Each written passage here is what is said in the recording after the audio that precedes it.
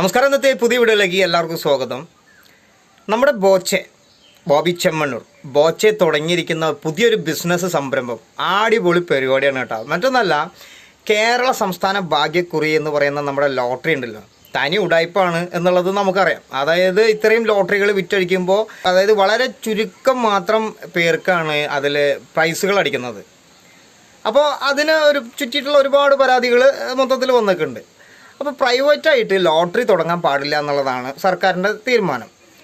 പക്ഷേ ബോച്ചെ എന്ന് പറയുന്ന വ്യക്തി അദ്ദേഹത്തിൻ്റെ ബിസിനസ്സിലൂടെ ഒരു ലോട്ടറി പരിപാടി തുടങ്ങിയിരിക്കുകയാണ്.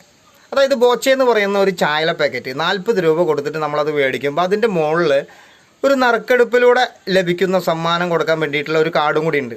അപ്പോൾ അത് നമ്മൾ ഫില്ല് ചെയ്ത് രജിസ്ട്രേഷനൊക്കെ ചെയ്യുകയാണെങ്കിൽ, അത് സ്കാൻ ചെയ്തിട്ട് നമ്മൾ ഓൺലൈനിലൂടെ രജിസ്ട്രേഷൻ ചെയ്യുകയാണെങ്കിൽ അതിലൂടെ നമുക്ക് ഡെയിലി 10 മണിക്കാണ് നറുക്കെടുപ്പ് അവർ തീരുമാനിച്ചിരിക്കുന്നത്. അങ്ങനെ ഓരോ വ്യക്തികൾക്കും 10 ലക്ഷം രൂപയാണ് ഡെയിലി അവർ കൊടുക്കുന്നത്. ഒപ്പം തന്നെ 15,000 പേർക്ക് അവർ ക്യാഷ് പ്രൈസ് വേറെയും കൊടുക്കുന്നുണ്ട്. എന്തായാലും ഒരു അടിപൊളി പരിപാടിയാണ്. കാരണം അദ്ദേഹം അപ്ഡേറ്റ് ചെയ്തുകൊണ്ടിരിക്കുന്നുണ്ട് ഈ ഒരു പ്രൈസ് കൊടുക്കുന്നതും ഒപ്പം തന്നെ വീഡിയോ കോൾ ചെയ്യുന്നതും ഒരുപാട് കാര്യങ്ങൾ അദ്ദേഹം നമുക്ക് മീഡിയയിലൂടെ കാണിച്ചു തരുന്നുണ്ട്. അദ്ദേഹത്തിൻ്റെ ബോച്ചെ എന്ന് പറയുന്ന യൂട്യൂബ് ചാനലിലൂടെ അദ്ദേഹം കാണിച്ചു തരുന്നുണ്ട്. അപ്പോൾ 10 ലക്ഷം രൂപ കിട്ടിയിട്ടും ഒരു വ്യക്തി ഫോൺ എടുക്കുന്നില്ല. അപ്പോൾ ആ 10 ലക്ഷം രൂപ എന്ത് ചെയ്യണം എന്നുള്ളത് കൺഫ്യൂഷനായിട്ട് അദ്ദേഹം പറയുന്നുണ്ട്.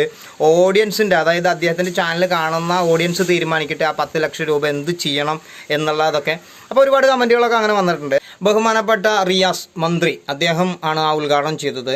50,000 രൂപ കൊടുത്തിട്ട് ബോച്ചെട്ടി മേടിച്ചിട്ടാണ് ആദ്യമായിട്ട് അദ്ദേഹം അത് ഉദ്ഘാടനം ചെയ്തത്.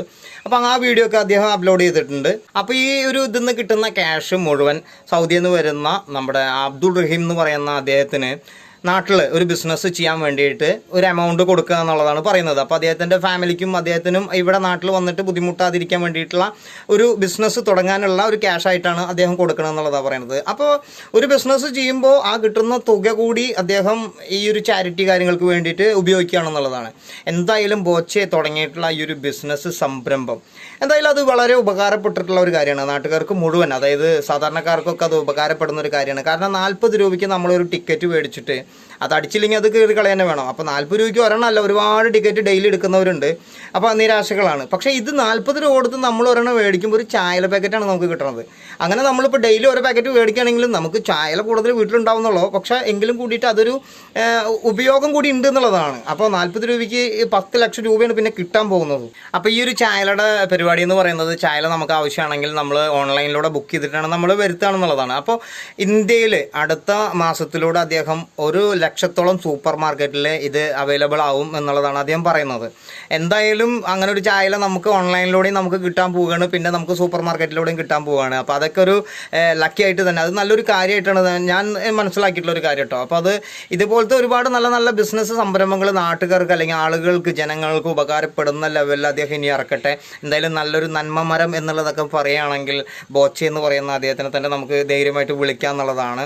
എന്തായാലും ഒരുപാട് ഇഷ്ടങ്ങൾ, ഒരുപാട് സ്നേഹങ്ങൾ അദ്ദേഹം മേടിച്ച് കളക്ട് ചെയ്തുകൊണ്ടിരിക്കുന്നുണ്ട്. എന്തായാലും അദ്ദേഹത്തിൻ്റെ അതൊരു ഏറ്റവും വലിയൊരു ഭാഗ്യമായിട്ട് കൂടി നമ്മൾ കണക്കാക്കാം.